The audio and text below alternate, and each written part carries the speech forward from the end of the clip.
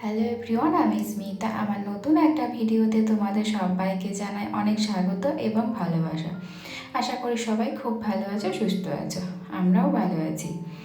তো এখন বাজে ঘড়িতে প্রায় ওই 5টা মতো। তো রেডি হয়ে একটু বেরিয়ে পড়েছি, যাব হচ্ছে একটু মাছ কিনতে। তো মাছ এখানেও মানে পাওয়া যায়, তো আমরা এখান থেকে নিই না, কারণ অতটা ভালো লাগে না। আর ও নিয়ে আসে, একটা বাঙালি মার্কেট আছে, বাঙালি না মানে মাছ যারা বিক্রি করে তারা বাঙালি, তো সেখান থেকে নিয়ে আসে। তো মাছগুলো কিন্তু ভালো থাকে আর টাটকা। তো ওই যায়, আমি যাই না, কিন্তু ও নিয়ে আসে। তো অনেকদিন থেকে বলি আমাকে নিয়ে যাবে, আমি দেখবো। তো তার জন্য রেডি হয়ে একটু বেরিয়ে পড়েছি মাছ আনতে যাব বলে, কারণ বেশ কয়েকদিন হয়ে গেল মাছ আনা হয়নি। তো মেট্রো স্টেশনে বসে আছি, মেট্রো করে যেতে হবে কারণ কয়েকটা স্টেশন পরেই। তো মেট্রো আসেনি, তাই একটু বসে আছি, অপেক্ষা করছি। আর এইদিকে মেয়ে লেবু খাচ্ছে, ওই এক আঙ্কেল ওকে লেবু দিয়েছে, তো সেটাই ও খাচ্ছে বসে বসে। তো এই তো চলে এসেছে মেট্রো, এবার আমরা উঠে পড়বো। তো এবারে তো মেট্রো করে উঠে পড়েছি, আর খুব বেশি সময় লাগে না।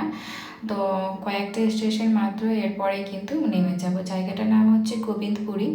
তো আমরা কিন্তু অনেকটা চলেও এসেছি, নামবো এবার। তো এখানে নেমে নামার পরে মানে টোটো করে যেতে হয়, টোটোতেও 5 মিনিট মতো লাগে। তো টোটো করেই কিন্তু যেতে হয় মাছের মার্কেটটা। আর সেখানে না মানে সব কিছু জানো তো পাওয়া যায়, মানে আমাদের যেমন বেঙ্গলে অনেক কিছু পাওয়া যায়, তো আমি যেখানে থাকি সেখানে পাওয়া যায় না, বাট এই মার্কেটটাতে না সব পাওয়া যায়। তো এই তো যাচ্ছি এখন। আর এখান থেকেই কিন্তু যেমন সানরাইসের গরম মশলাটাও কিন্তু এখান থেকে আমরা নিয়ে যাই, কারণ পাওয়া যায়, আর আমি যেখান থেকে সেখানে পাওয়া যায় না।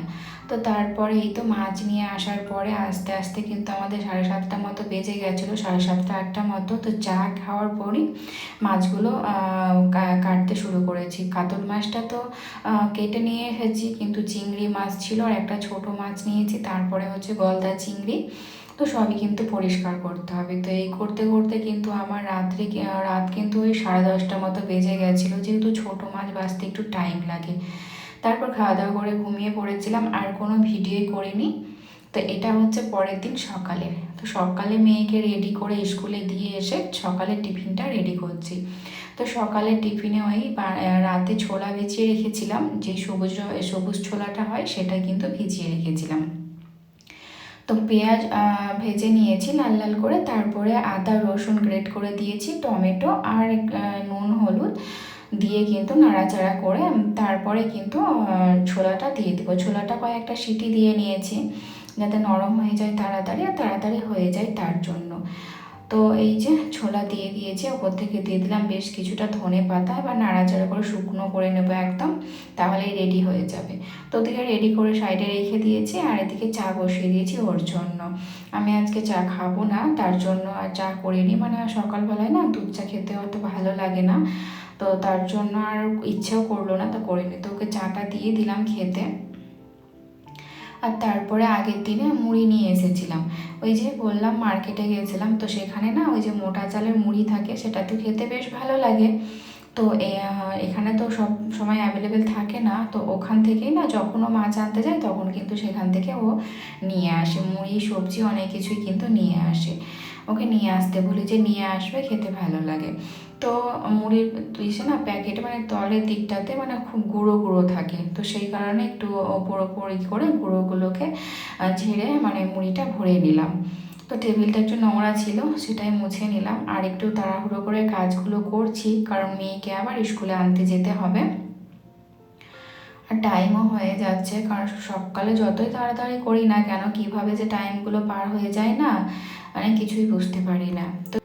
তো কিছু মানে কয়েকটা জামা কাপড় আছে, সেইগুলো কিন্তু কাচতে হবে। তো এই দিকে আবার টেবিলটা একটু পরিষ্কার করে নিলাম। আর ওই যে লেবু জুস করার জন্য আমি ওইটা অ্যামাজন থেকে মাঙিয়েছিলাম, তো মোটামুটি ভালোই আছে, বাট কালারটা যেটা আমি কালার দিয়েছিলাম অর্ডার, সেটা আসেনি, অন্যরকম চলে এসেছে। তো থাক, যাই হোক, কাজ হয়ে যাবে। তো তারপরে এই তো ঘরটা একটু গুছাতে চলে এসেছি, কারণ এখনই ভাবলাম যে গুছিয়ে দিই, কারণ মেয়ে আসলে আবার দুষ্টুমি শুরু করে দিবে।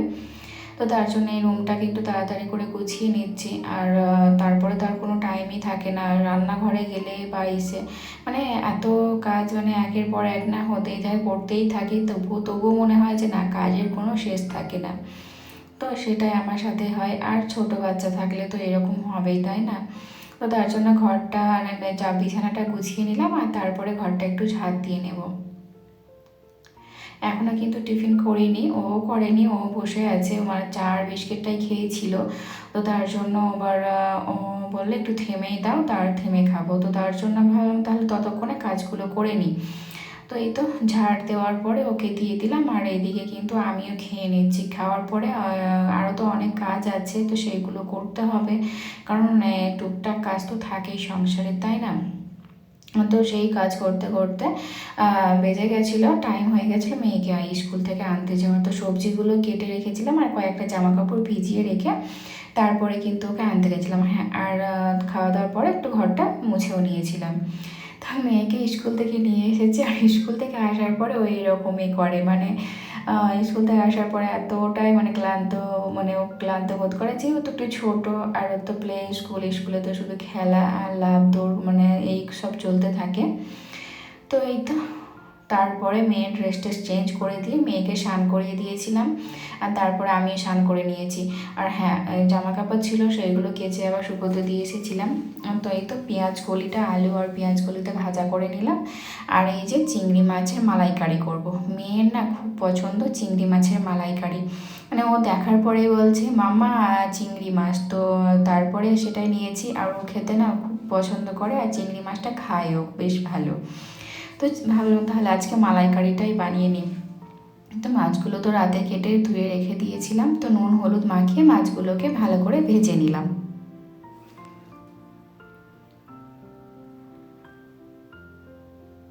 তো মাছগুলোকে ভালো করে ভেজে তুলে রেখে দিলাম, আর সেম তেলেই কিন্তু এলাচ, তেজপাতা আর গোটা জিরে দিয়ে একটু ফোড়ন করে নিয়েছি। তারপরে মশলা দিলাম। মশলাতে ছিল পেঁয়াজ, রসুন, আদা, একটা ছোটো সাইজের টমেটো দিয়ে খুব ভালো করে পেস্ট করে নিয়েছি। আর হ্যাঁ, কাঁচা লঙ্কা দিয়েছিলাম। তো একটু ভাজা ভাজা হওয়ার পরে দিলাম কাশ্মীরি লঙ্কার গুঁড়ো, স্বাদ মতো নুন, হালকা করে হলুদ গুঁড়ো। তারপর মশলাটাকে কষিয়ে নিয়েছিলাম, তারপর দেবো হচ্ছে দুধ। তো এইভাবেই না মশলাটাকে একটু একটু করে মানে কষিয়ে নিতে হবে খুব ভালো করে। যত মশলা কষানো ভালো হয় ততই কিন্তু রান্নার স্বাদ কিন্তু বেশ ভালো আসে, দেখবে।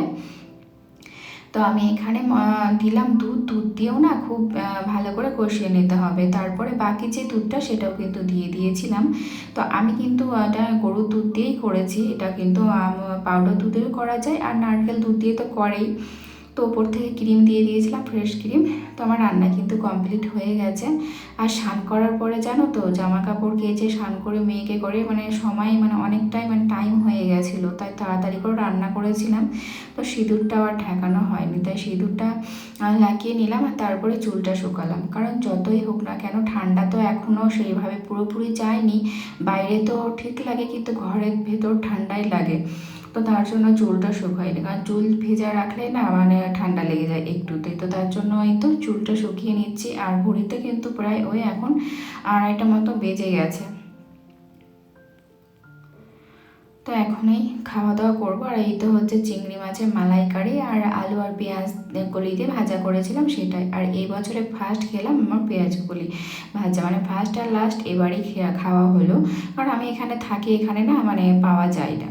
তো এই তো খাবার ওকেও দিয়ে দিচ্ছি, রেডি করে নিয়ে বসে গেলাম। আর মালাইকারিটা না খেতে কিন্তু দারুণ হয়েছিল।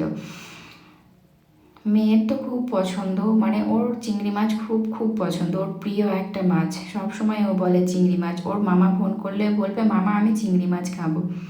তো এই তো খাবার খেয়ে নিচ্ছি, খেতে বসে গেছি। আজকের ভিডিওটা এই পর্যন্তই, দেখা হবে আবার এক নতুন ভিডিওর সাথে।